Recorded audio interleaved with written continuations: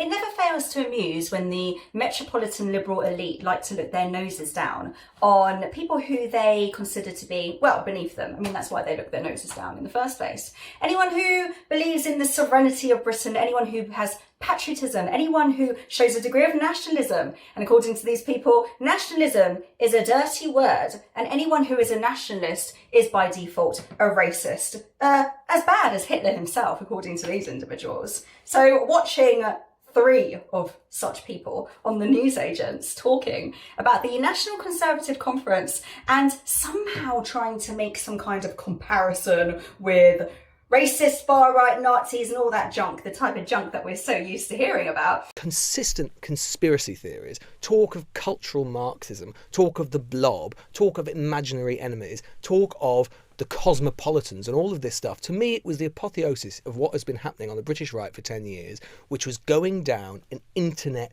rabbit hole. It was the end point of the way that the internet, frankly, has kind of ruined much of the British right. If you look at what is uniting some of these flavours, which is hard Brexit, populism, nationalism, anti-immigrant, anti-globalisation, prejudice, anti-woke, bit of climate denial, anti-vax, maybe a little side soupçon of homophobia thrown in, I think you'd be hard-pressed to say there is an actual ideology. It's just a lot of distrust or distaste. Interestingly, nationalism, do want to make this point because it is the truth. Nationalism is considered by these elitists to be something that is bad because Hitler used a form of nationalism which was designed to elevate certain groups of people above others. What these individuals fail to realise is that nationalism was also what united Britain against Nazi Germany. When Winston Churchill was rallying the country, when he was rallying Britain and the Commonwealth against Hitler, he was using a form of patriotism. He was using a form of nationalism. Without that sense of unity and nationalism, we would not have stood against the Nazis. So nationalism in itself is not a bad thing. It depends on how it is used. Unfortunately, as with these people in this clip, they can't seem to realise that. Then she talks about how we're all anti-immigrants. I find it quite funny considering how a lot of people who support the values in this conference are immigrants themselves or children of immigrants. So what is their answer to that? How does that make any sense? And then, of course, anti-woke, as if being anti-woke is a bad thing.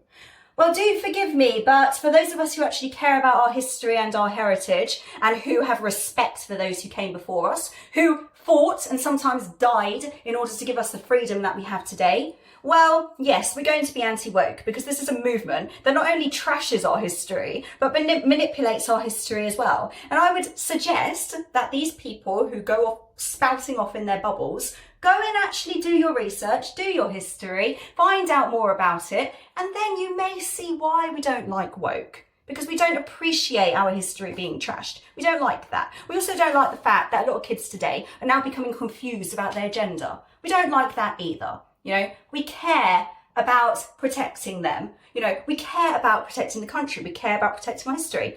Why they don't is beyond me. So they talk about a distaste of modern progressive life. What does modern progressive life entail? What does that mean?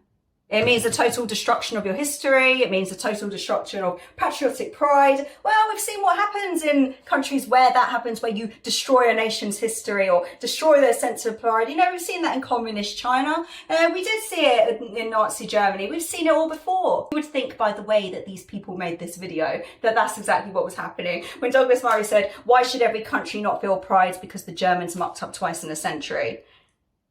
They cannot see that this had nothing to do, this particular comment had nothing to do with the Nazi Germany or somehow identifying with them. It was about the fact that Hitler made, nationalism a bad thing. Whereas, as I said before, other countries don't do that. Britain, during World War II, made nationalism a good thing and made good use of it.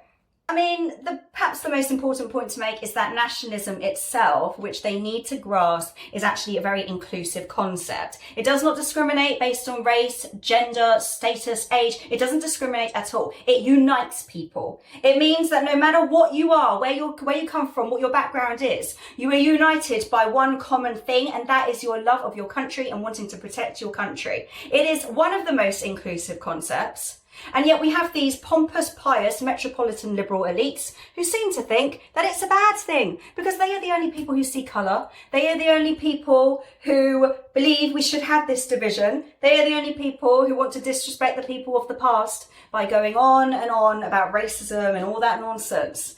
We're all sick of it. But again, if you're looking for a laugh, just watch that clip and watch it over and over again, and you will see the delusion and the way they live in their little bubble and the fact they're unable to even understand the meanings of the words that they use. The more you watch it, the more you see how ludicrous they are, and the more you'll laugh. Have you got what it takes to be a reasoned presenter? Well, send us a short clip of yourself to join@reasoned.uk, and we might be seeing you on this very channel very soon indeed.